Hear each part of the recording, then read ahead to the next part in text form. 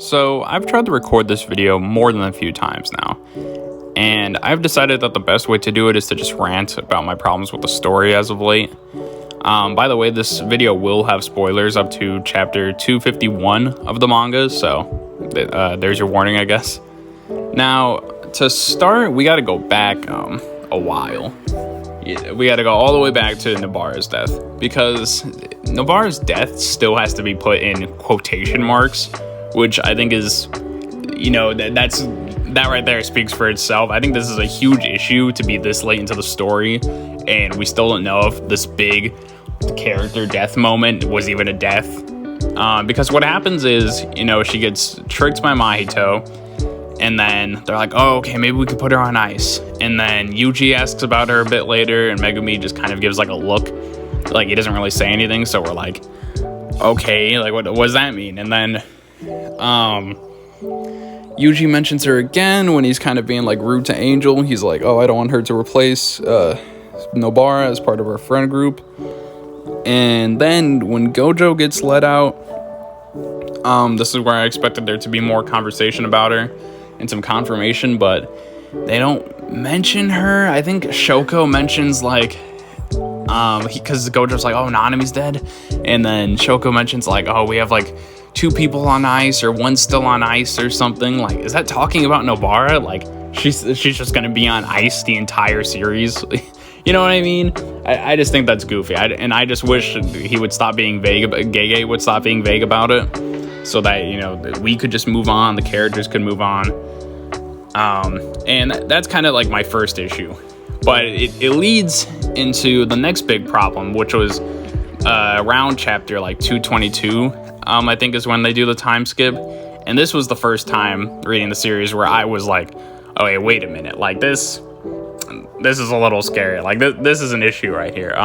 The 1 month time skip, after Gojo gets let out and they save the date for the fight, right? on Christmas Eve.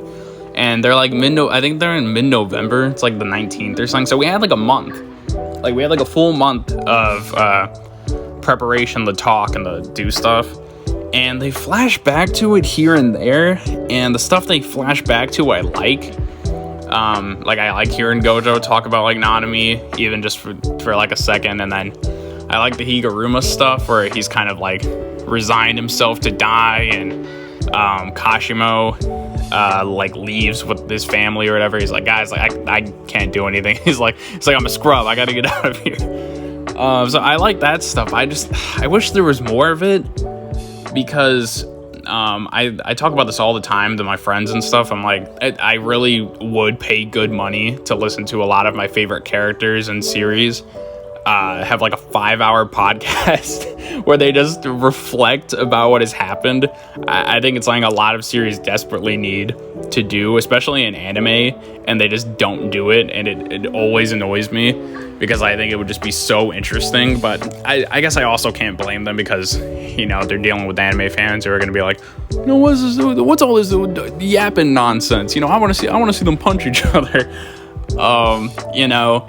But man, like that time skip, I think that really was a huge mistake to not even give us, like 3 chapters, like 5 would have been nice, 3 would have been good, like something, because you got to think, like, we didn't even get Yuji or Yuta's like reunion with Gojo. Like, Gojo gets out, and then he sees Megumi's possessed by Sukuna, and he just kind of like makes a joke about it, and like that was also kind of like an indication of like my problems like were starting to come up. I was like, really? Like, I guess, like, I don't know, like he's trying to appear tough, but then we don't get anything, like we don't get them talking about like, damn, like it's kind of on Gojo too that Sukuna killed all those people in Shibuya, that he nuked the city because he stopped Yuji from getting executed, so he kind of allowed Sukuna to still be out there and screw a bunch of things up. And it's very weird to me that like Yuji and Gojo don't talk about Shibuya. He doesn't talk to Yuta like, oh, thank you for looking after my students or whatever. He doesn't talk to Maki. We don't get anything with him and Hikari. We have no clue what their relationship's like. Like, he's his teacher too. It's just very, very weird that they don't like talk about anything, you know?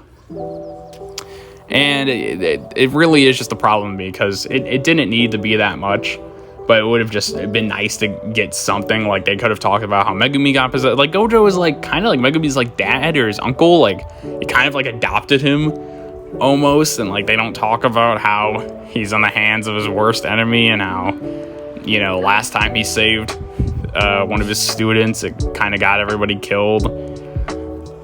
It's just it really goofy stuff that I wish they would have talked about more. I'm surprised too that they didn't try to go after like Kenjaku at least during the time skip. Like, I know Megumi's there, or I know like he was getting guarded by like Sukuna and stuff, but like Gojo can teleport. Like, I'm surprised they didn't just snatch at him or something, but I don't know, maybe he can't do that.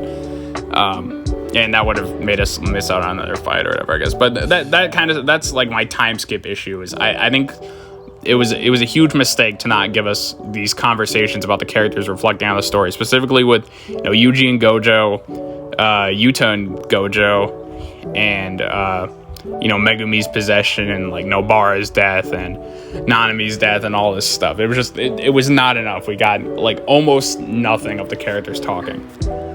And then we can kind of get into my issue with this on the bad guy's side with Sukuna and Kenjaku, because Kenjaku is Yuji's mom. We've known this forever. Yuji still doesn't know this. We still don't have a Hionara flashback. We don't know Sukuna's lore. We don't know about Kenjaku or even how they met, how they set up the culling games and all this stuff. And I feel like this could give us some pretty valuable insight. Like, I know a couple of other YouTubers were expecting like a One Piece style flashback on this for like forever now. So it's been really weird that we haven't had that. But yeah, it's just like I don't think we're gonna get it now either, because, you know, Sukuna's like about to be dead. Kenjaku is dead. I'm like, is Yuji even gonna find out that he was his mom? Like, what was going on with Yuji's parents? You know, because it's not like Spider-Man where it's like, oh, like his parents don't matter. They explicitly like hint and show us like stuff about his parents. Like what is Yuji? Why is he like a vessel? Why did Sukuna say, oh, like he's from back then? Like, I don't know. It's very strange to me. Let's see, what else with Kenjaku? So I did like that Takaba fight with him, and I like that Yuta was in it too. I don't know why Yuta didn't stab him in the head. He cut his neck instead, even though they know he's like a brain-hopping brain man. So it's very weird to me that like he didn't just stab him in the head right away. But then I guess so. How would he get Tengen over into Sukuna if he didn't do that, right? Man, I don't know, guys. It's just it's been very strange. But I would, you know, to not be negative for 2 seconds, I have kind of come around on Gojo's death. I had a lot more issues with that first because I just felt like he didn't do anything, and I felt like Kashimo didn't do anything. And I kind of wish Sukuna used a bit more of his power, I guess, to do it, because it felt more like he got killed by 10 shadows than by Sukuna, but it was a good mix of both, and they did foreshadow both for a while. So, you know, I've come around on that, and especially in recent chapters, they're like Sukuna's been really drained, and like he can't do his domain or anything. So we've been seeing a bit more of the effects of the fight, so I've been able to appreciate it a bit more. And I did like the whole airport sequence thing and all that stuff. But yeah, you know, I'm just worried, because what's worse than your like a really good series just kind of ending badly out of nowhere, like the last 2 chapters or the very last chapter, like something stupid happens, I think, is when you're reading it for weeks and weeks, and you're like, okay, are we gonna fix this problem? Are we gonna fix this problem? Are we gonna fix this problem? And like they just don't do it. Like you're just repeatedly watching the author kind of ignore a big issue that could like make or break a series. You know, and I just really want him to land the plane. I don't want JJK to be like another anime where I'm like, okay, like, yeah, it was really cool until this happened. You know, because I just feel like there's so many anime like that. Like, it's so rare. I was talking about this with my friends too. Like my top 10 list of anime, I think only 3 of them have ended, and then like the rest are still on. So this is what always happens. So like good anime are either infinitely ongoing until they just like fizzle out or the author dies or something, or they get an ending and the ending's stupid. Like it almost always happens. You know, there's some exceptions, but it will just be annoying for JJK to be like this big like groundbreaking thing. And like I saw another YouTuber say like they're probably gonna do another movie about, you know, Sukuna versus Gojo. You know, I don't want to go to that movie and be like, yeah, this is a cool fight and all, but like it's gonna suck when it ends like this or whatever, you know. So yeah, guys, you know, thanks for listening to me rant, and I just really hope we can land this plane. But anyways, you know, that's about it.